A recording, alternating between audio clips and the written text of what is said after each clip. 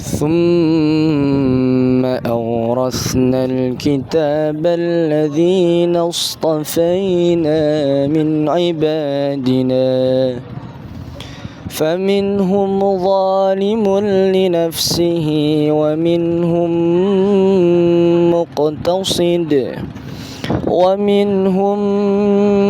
مقتصد ومنهم سابق بالخيرات بإذن الله ذلك هو الفضل الكبير. Guys, seperti yang kita ketahui bahwa nada ini sangat viral belum lama ini, mungkin agak ketinggalan surah Al-Fatir ayat 32 ini. Tsumma awrasnal kitabal ladzina astafaina, yang artinya kemudian telah kami wariskan min ibadina, dari hamba-hamba kami, kata Allah, Alkitab, yaitu para ulama menafsirkan itu adalah Al-Quran. Nah, dalam ayat ini, dalam tafsir Quran Muhammad Quraisy Shihab, dalam tafsir Al-Misbah karyanya, beliau menjelaskan ada 3 golongan dalam ayat ini. Mereka terbagi menjadi 3. Yang pertama itu dari kata zalimul li nafsihi, itu adalah golongan yang pertama. Zalimul li nafsihi dari segi katanya sendiri itu orang-orang yang menganiaya diri sendiri, yang menzalimi diri sendiri. Kata beliau, mereka ini mengapa selalu menganiaya dirinya? Karena mungkin mereka kurang atau tidak memahami atau memperhatikan sama sekali pesan-pesan yang terkandung dalam Al-Quran. Nah, ada juga yang berpendapat bahwa dalam ayat ini juga membagi atau menjadikan 3 golongan dalam penghafal Quran. Nah, jadi para penghafal Quran ini terbagi menjadi 3 golongan dalam ayat ini, yaitu yang pertama adzalimul li nafsihi, yang selalu menganiaya dirinya sendiri. Mereka ini mengapa dikatakan menganiaya? Karena dalam pengertian lain kata bermaksiat yaitu sama dengan menganiaya diri mereka sendiri, karena mereka berbuat tidak taat atau berbuat dosa kepada Allah Subhanahu wa taala. Nah, adapun juga yang golongan yang kedua yaitu adalah al-muqtasid atau muqtasid, faminhum muqtasid, yaitu adalah golongan yang pertengahan. Kadang mereka taat, kadang mereka juga berbuat maksiat, yaitu zalim pada dirinya. Nah, jadi mereka ini ada di pertengahan. Yang pertama tadi zalimul nafsihi, bagian yang paling bawah. Yang kedua ini adalah muqtasid. Mereka ini juga kata Pak Quraisy Shihab, mengapa mereka demikian? Mereka tidak mengabaikan sama sekali itu pesan-pesan Al-Quran, tapi juga mereka tidak berada dalam puncak ketaatan kepada Allah Subhanahu wa taala. Nah, yang ketiga ini golongan yang sabiqum bil khairati biidznillah, itu adalah mereka yang selalu berlomba-lomba mengejar kebaikan. Nah, mereka ini yang dalam keadaan puncak ketaatan kepada Allah Subhanahu wa taala. Nah, jadi dalam ayat ini Pak Quraisy menjelaskan ada 3 golongan orang-orang yang mewarisi kitab Allah. Nah, termasuk juga kan para penghafal Al-Quran, kan mereka menghafal Al-Quran, yang mana mereka menghafal ayat-ayat suci Allah Subhanahu wa taala itu kan mereka otomatis menjadi orang yang mewarisi kitab-kitab atau ayat-ayat Allah, firman-firman Allah.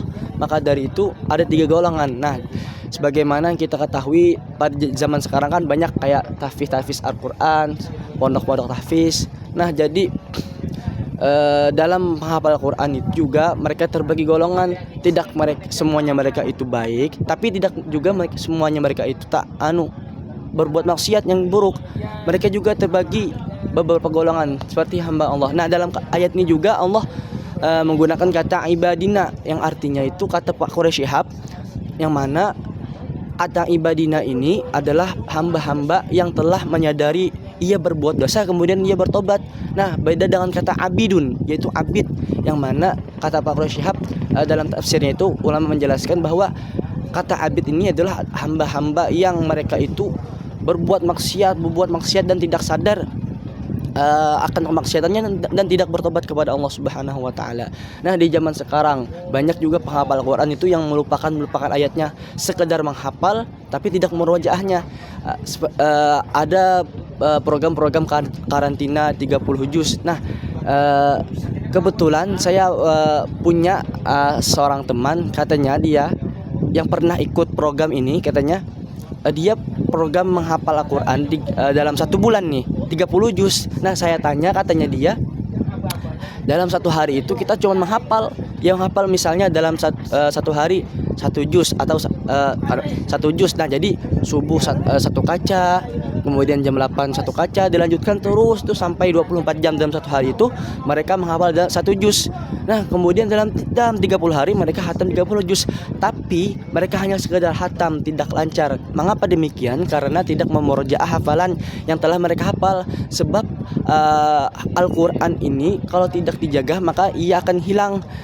Dalam suatu hadis itu, saya lupa periwayatnya, pokoknya dalam hadis itu intinya bahwa perumpamaan penghafal orang yang menghafal Al-Quran itu atau hafalan Al-Quran itu bagaikan unta atau hewan yang tidak nah apabila hewan itu tidak diikat, nah ikatannya ini adalah murojaah. Dengan kita tidak memurojaah hafalan kita, maka kita otomatis apabila hewan itu tidak diikat maka ia akan lari. Seperti itu juga dalam hafalan kita.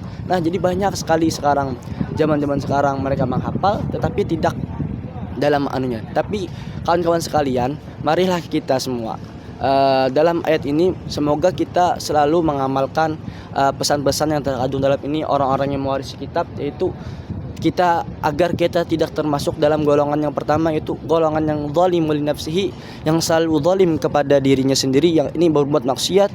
Dan semoga kita juga lebih baiklah agar kita mungkin mendapatkan makom atau derajat atau kedudukannya itu sabiqum bil khairat, yaitu selalu berlomba-lomba dalam kebaikan, tidak berbuat maksiat dan selalu ingat kepada Allah Subhanahu wa taala. Nah, jadi saya setuju banget dengan penafsiran beliau nih. Ya, mungkin saya setuju banget dengan penafsiran beliau ini karena beliau sangat memudahkan kita membagi 3 golongan seperti yang saya telah jelaskan sebelumnya. Dan saya berharap kepada para penghafal Al-Quran yang seterusnya agar selalu memurojaah hafalannya, agar hafalannya tidak hilang. Karena kita sebagai penghafal Al-Quran tentu kalian punya tanggung jawab yang berat, memegang pundak membawa kitab-kitab Allah. Jadi apabila kalian menghafal Al-Quran, hafalkan dengan benar-benar dan amalkan isinya. Karena para sahabat dahulu itu sebagaimana telah Al-Quran diturunkan kurang lebih 23 tahun, yang mana Nabi menurunkan ayat, lalu para sahabat itu mengamalkan ayat per ayat, mungkin 2 ayat, 3 ayat, tapi mereka tidak banyak menghafalkannya, tapi mereka mengamalkan isi-isinya. Nah semoga kita dan kalian para penghafal Al-Quran mengamalkan seperti para sahabat itu, menghafal sedikit tetapi mengamalkannya, daripada menghafal banyak tidak mengamalkannya dan juga tidak memurojaahnya. Nah jadi sekian dari saya. Mudah-mudahan video ini bermanfaat bagi yang menontonnya. Dan saya Ahmad Adil Hamzani, program studi ilmu Al-Quran dan Tafsir, Fakultas Usuluddin Humaniora, Universitas UIN Antasari Banjarmasin.